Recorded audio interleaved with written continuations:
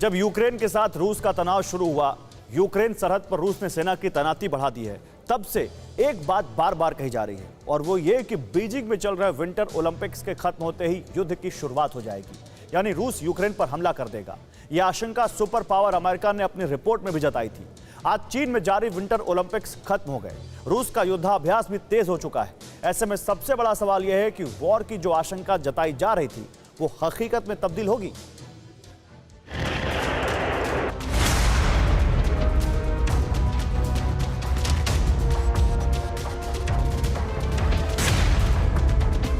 युद्ध की घनघोर आशंकाओं के बीच बारूद बरस रहा है। जमीन से आसमान तक बारूदी धुआं है। हथियारों से लैस वर्दीधारी फौज जद्दोजहद कर रही है। ये सिर्फ तस्वीर भर नहीं है, ये हाहाकारी युद्ध की तैयारी है। यूक्रेन तनाव के बीच रूस अपनी ताकत आजमा रहा है, दुनिया को अपनी विध्वंसक क्षमता दिखा रहा है। अमेरिका या कहिए कि नाटो को चेतावनी दे रहा है। सिर्फ रूस अपना बारूदी शक्ति प्रदर्शन नहीं कर रहा, बल्कि ताइवान को भी चंद रोज बाद ड्रैगन डराने वाला युद्धाभ्यास करने वाला है, क्योंकि विंटर ओलंपिक खत्म होते होते चीन ने अपनी मंशा जाहिर कर दी है। साउथ चाइना सी में ऑस्ट्रेलिया के विमान को टारगेट कर चीन ने वैश्विक विध्वंस की आशंका को आकार दे दिया है। तो सवाल यहीं से उठ रहा है कि क्या तीसरे विश्व युद्ध की शुरुआत का समय आ चुका है? यूक्रेन पर रूसी हमले के साथ विश्व युद्ध शुरू हो जाएगा? क्या चंद घंटे बाद यूक्रेन पर रूस का हमला शुरू होगा?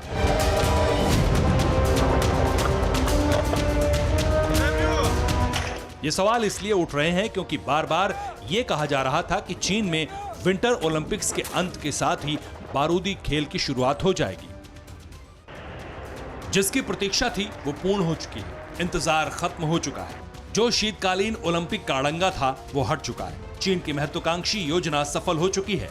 इसलिए युद्ध की डरावनी शुरुआत की भविष्यवाणी की जा रही है, और ऐसा इसलिए कहा जा रहा है क्योंकि ओलंपिक खत्म होते ही रूस के बारूदी खेल खेलने का इतिहास रहा है। 2008 में ओलंपिक खत्म होते ही रूस ने जॉर्जिया पर हमला किया था। 2014 में विंटर ओलंपिक खत्म होते ही रूस ने क्रीमिया पर अटैक किया था। इस बार जब यूक्रेन के साथ तनातनी शुरू हुई तो चीन में विंटर ओलंपिक चल रहा था। चीन और रूस में नजदीकी किसी से छिपी नहीं है।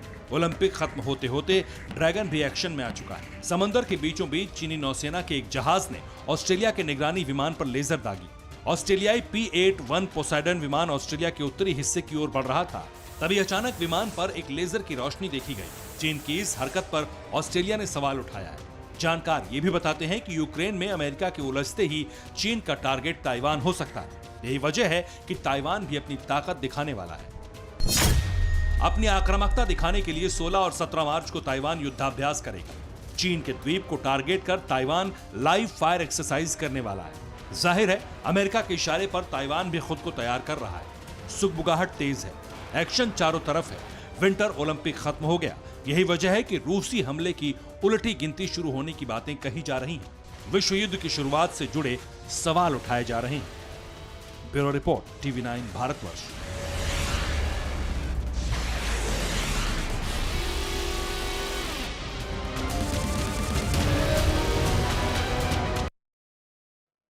अड़ी सोमवार से शुक्रवार शाम 6 बजे सिर्फ TV9 भारतवर्ष पर।